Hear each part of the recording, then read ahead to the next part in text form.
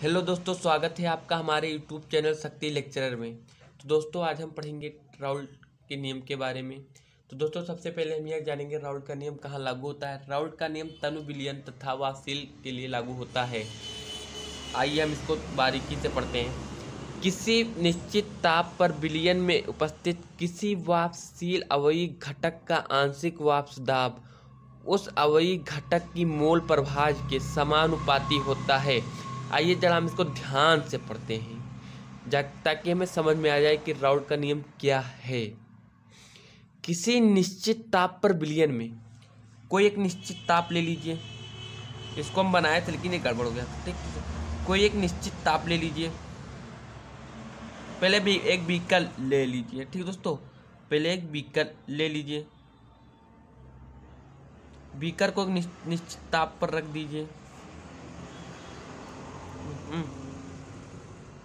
ताप पर रख दे।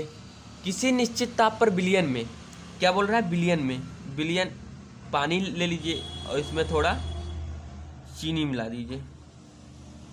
पानी और चीनी का घोल ही विलयन कहलाता है। विलयन किसे कहते हैं? विलयन दो या दो से अधिक पदार्थों के समांगी मिश्रण को ही विलयन कहते हैं। इसलिए यहाँ पर विलयन हमने बना दिया है, देखिए विलयन।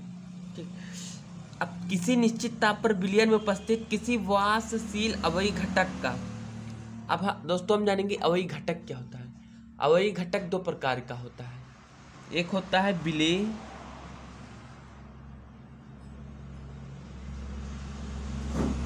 और एक होता है विलायक। एक होता है विलेय और एक होता है विलायक। तो विलेय क्या होता है? विलेय होता है जैसे नमक, चीनी आदि, नमक चीनी आदि होगा। और विलायक क्या होता है? विलायक होता है दूध और पानी आदि। ठीक, अब दोस्तों हम जानेंगे विलेय क्या होता है। विलेय वह होता है जो विलायक में घोला जाता है। विलेय वह होता है जो विलायक में घोला जाता है। और विलायक वह होता है जो अपने अंदर किसी अन्य पदार्थ को घुला सकता है, मतलब घोलता है अपने अंदर किसी अन्य पदार्थ को, उसे हम विलायक कहते हैं। तो दोस्तों अब ये हो गया। इसके बाद हम जानेंगे अवयवी घटक का आंशिक, अवयवी घटक का आंशिक वाष्प दाब उस अवयवी घटक के मोल प्रभाज के समानुपाती होता है। तो सबसे ये क्या है? अवयवी घटक का आंशिक वाष्प दाब। तो वाष्प दाब को हम दोस्तों, वाष्प दाब को हम PS से डिनोट करेंगे। किससे? PS से डिनोट करेंगे। तो आंशिक वाष्प दाब उस अवयवी घटक के मोल प्रभाज की, कौन सी? इस अवयवी घटक के मोल प्रभाज के। मोल प्रभाज क्या है? मोल प्रभाज को हम X से डिनोट करते हैं। किससे? X से डिनोट करते हैं मोल प्रभाज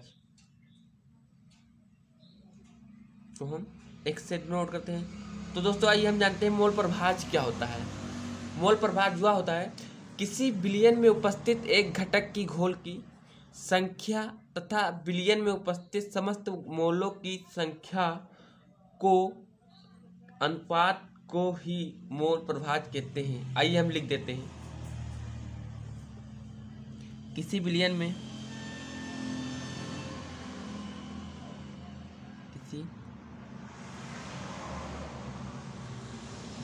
विलयन में, मोल प्रभाज के बारे में लिखते हैं। किसी विलयन में उपस्थित एक घटक,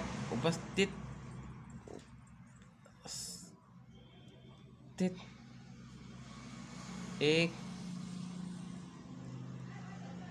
घटक की मोलों की संख्या, मोलों की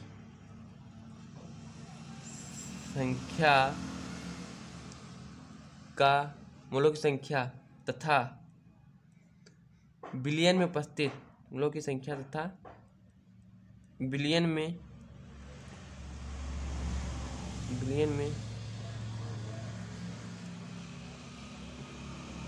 उपस्थित समस्त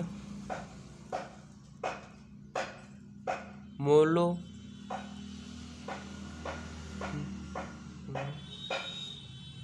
की संख्या मोलों की संख्या के अनुपात को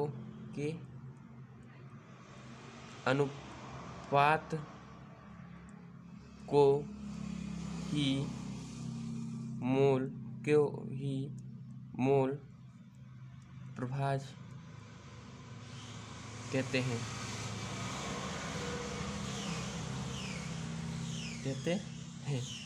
तो दोस्तों हम मोल प्रभाज के बारे में जान लिए। मोल प्रभाज के समानुपाती होता है। आंशिक वाष्प दाब उस अवयवी घटक के मोल प्रभाज के समानुपाती होता है। तो दोस्तों वाष्प दाब को हम किससे डिनोट करते हैं? वाष्प दाब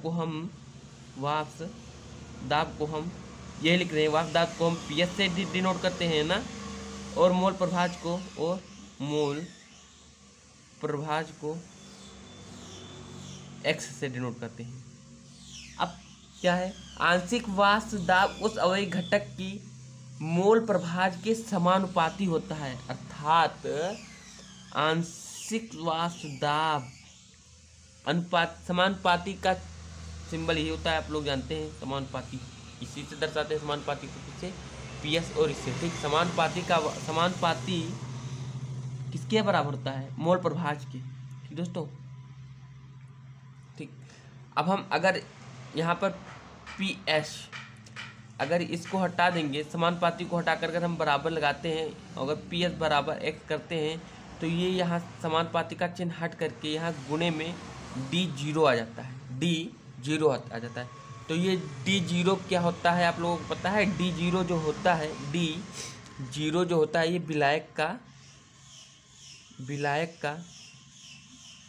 का वाष्प दाब होता है। क्या होता है? वाष्प दाब होता है।